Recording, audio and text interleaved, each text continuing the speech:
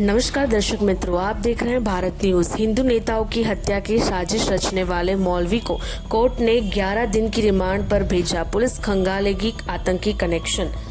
Remand के दौरान आरोपी से पूछा जाएगा कि उसका क्या इरादा था। साथ ही इस लिंक को भी ढूंढा जाएगा कि वह किस से जुड़ा था, वह किससे हथियार मांगना चाहता था, वह किसकी सुपारी देने का प्लान कर रहा था। सूरत क्राइम ब्रांच की गिरफ्त में आरोपी है। अभी देश के हिंदूवादी नेताओं और भाजपा नेताओं को जान से मारने की धमकी देने और उन्हें धमकाने का षड्यंत्र रचने वाले आरोपी मोहम्मद सोहेल उर्फ मौलवी अबूबकर, जो कठोर ग्राम के मौलवी था, सूरत क्राइम ब्रांच ने शनिवार को चौक बाजार इलाके से गिरफ्तार किया था। पुलिस ने आरोपी को रविवार को सूरत कोर्ट में पेश किया। क्राइम ब्रांच ने मौलवी से पूछताछ के लिए 14 दिन की पुलिस रिमांड मांगी, लेकिन कोर्ट ने मौलवी को 11 दिन की रिमांड पर भेज दिया है। मौलवी मोहम्मद सोहेल अबूबकर टिमोल को सूरत क्राइम ब्रांच ने 4 मई को गिरफ्तार किया था। कोर्ट के सामने क्राइम ब्रांच ने पूछताछ के लिए कई मुद्दे रखे थे।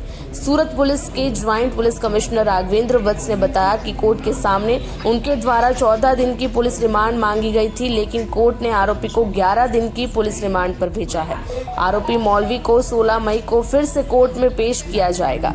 रिमांड के दौरान आरोपी से पूछा जाएगा कि उसका क्या इरादा था। साथ ही इस लिंक को भी ढूंढा जाएगा कि वह किस से जुड़ा था, वह किससे हथियार मांगना चाहता था, वह किसकी सुपारी देने का प्लान कर रहा था।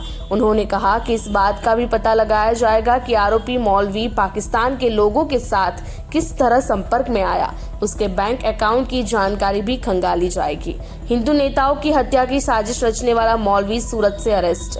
हिंदू नेता की हत्या की साजिश में मौलवी अरेस्ट। पाक से मंगाए वेपन। नुपुर शर्मा, टी राजा समेत हिंदू नेताओं की हत्या की साजिश रचने वाला मौलवी सूरत से अरेस्ट।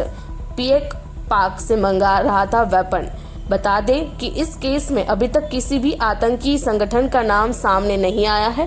राघवेंद्र वत्स ने कहा है कि हमें इस मामले की तह तक जाना है, इसलिए हमने 14 दिन की पुलिस रिमांड मांगी थी। उन्होंने कहा कि अब आरोपी धमकी देता था तो वह वर्चुअल नंबर का इस्तेमाल करता था। आरोपी ने व्हाट्सएप नंबर लेने के लिए फेक डॉक्यूमेंट का इस्तेमाल किया था। अब पुलिस इस बात की जांच करेगी कि आरोपी ने किसके नाम पर सिम कार्ड लिया था। आइए जानते हैं। कोर्ट में मुद्दाओं के आधार पर पेश किया गया। कोर्ट ने कितने दिन की रिमांड दी? हमने 14 दिन की रिमांड मांगी थी और कोर्ट ने हमें 11 दिन की रिमांड दी है। 16 तारीख को हमें दोपहर में इसको प्रोड्यूस करना होगा। वहां तक की रिमांड मिली। क्या ग्राउंड रखे गए सर पुलिस की तरफ से? उसे क्या पूछताछ करनी है? देखिए, हमारा इरादा इन्वेस्टिगेशन में उसके लिंक्स ढूंढना है।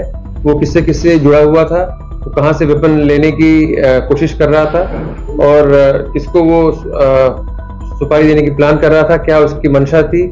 उसके तमाम सोशल मीडिया के जो चैनल्स हैं, यूट्यूब में भी कुछ है, पता लगा है और वो सब भी इन्वेस्टिगेट करना पड़ेगा। तो इन्वेस्टिगेशन काफी डीप में जानी है, इसलिए एक लंबे रिमांड की हमने कोर्ट में रिक्वेस्ट की लगाई थी। कितने मुद्दे रखे होंगे कोर्ट के सामने? मुद्दे तो बहुत सारे थे, जो मैंने आपको बताया सारे मुद्दे। ये हमारे पूरा टारगेट था कि ये सब करने के लिए हमें 14 दिन की जरूरत पड़ेगी, इसलिए हमने लंबी रिमांड मांगी थी। तो पाकिस्तान से कोई कनेक्शन आ रहा है?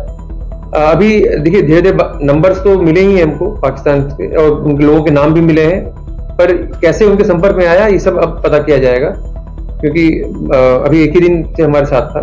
अब बैंक अकाउंट में कोई ट्रांसफर पैसा पाकिस्तान से नहीं, अभी इसकी डिटेल इतनी जल्दी नहीं मिल पाई है, क्योंकि बैंक अकाउंट फिर मंगाना वगैरह में टाइम थोड़ा लगता है। अभी इतना नहीं पता लगा है। किसी संगठन का नाम सामने आया है? नहीं, अभी तक कोई संगठन का नाम सामने नहीं आया। कोई ऐसे कुख्यात संगठन का कोई नाम नहीं आया सर। नहीं, ये भी अभी कुछ सामने नहीं आया है। अभी तक नहीं सामने आया, लेकिन इस पर हम सब डीप इन्वेस्टिगेशन करेंगे। जैसा मैंने बताया आपको कि जो 14 दिन की रिमांड बहुत ही रेयर केसेस में मांगी जाती है, वरना आदमी 5 दिन की मांगता है, 7 दिन की मांगता है। 14 दिन की मांगी थी विद वेल प्रॉपर रीजंस और कोर्ट ने हमें 11 दिन की रिमांड दी। धमकी वगैरह देता था तो कहाँ से देता था? किस एरिया में से बातचीत? जब ये धमकी देता था तो जो इसने एक वर्चुअल नंबर या वर्चुअल व्हाट्सएप के लिए इसने चलाया था, उसी के कॉन्फ्रेंस कॉल में लोगों को इंक्लूड करके फिर उनको गालियां देना, धमकी देने का कार्य करता था। वही सिम यूज कर रहा था। ये सिम किसके नाम पे? ये इसमें इसने इसी सिम के लिए इसने जो व्हाट्सएप वाला है फेक डॉक्यूमेंट्स का इस्तेमाल किया है और इस पे अभी इन्वेस्टिगेशन तो अब होगी कि किसके नाम पर क्या था। शायद इसने किसी विदेशी कंट्री के मतलब कोई दूसरे कंट्री के सुविधाओं को यूज किया है या उनके चैनल्स को यूज करके व्हाट्सएप नंबर वहां रजिस्टर करवाया है। अमेरिका का रहने वाला था 14,000 की सारंगिया है। नहीं अभी देखिए इसके यार दोस्त होते होंगे, लोगों से मिलने आता होगा और